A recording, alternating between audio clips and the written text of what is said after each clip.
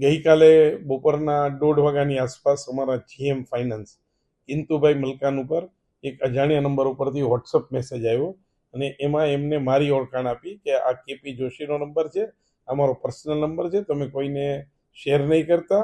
અને ત્યાર પછી એમને એક એકાઉન્ટ ડિટેલ આપી કે જે સિલીગુડી બ્રાન્ચ ઇન્ડુસ બેંકની હતી. એમાં એમને 45 રૂપિયા ટ્રાન્સફર કરવાની એમને સૂચના આપી. ત્યારે શ્રી મલકાને આ બાબતની મારી જોડે ખરાઈ કરવાની જરૂર હતી, કારણ કે આ પીજીવીસીએલના વેન્ડર પણ નહોતા અને આ પ્રકારની ભૂતકાળમાં પણ અમે કોઈ સૂચના નથી આપી અને આ પ્રકારની સૂચના આપવામાં પણ ના આવે. આમ છતાં પણ તે લોકો વધારે પડતા વિશ્વાસના કારણે એમને આ પેમેન્ટ પ્રોસેસ કરી લીધું અને એમના ખાતામાં જમા કરાવી દીધા.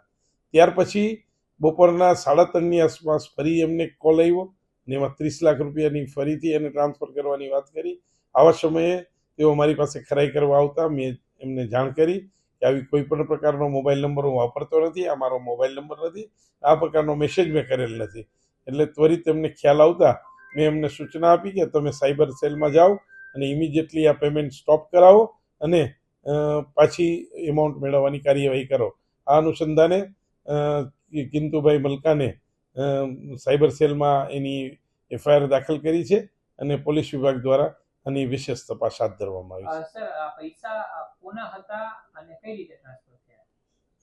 પૈસા પીજીવીસીએલના એકાઉન્ટમાંથી ટ્રાન્સફર થયા છે અને શેના હતા એ બાબતની કોઈ પણ જાણકારી ન તો વોટ્સઅપ મેસેજ વાળાએ આપી છે કે ન તો એકાઉન્ટને જાણવાની પણ કોશિશ કરી છે. આવા પૈસા જે રીતના ગયા છે એટલે બીજા કોઈ કર્મચારી ન છેતરાય એ માટે આપે કઈ પગલાં લીધા છે? આ અંગે ગઈકાલે જ વોટ્સઅપ મેસેજ અને એક ઓફિસ નોટ ફેરવવામાં આવી છે.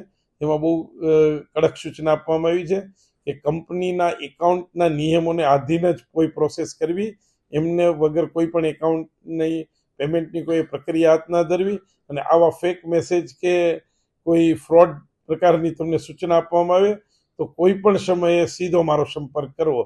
તે પ્રકારની દરેક ડિવિઝન, સબ ડિવિઝન અને સર્કલ ઓફિસ અને કોર્પોરેટ ઓફિસના સૂચના પાસ કરવામાં આવી છે.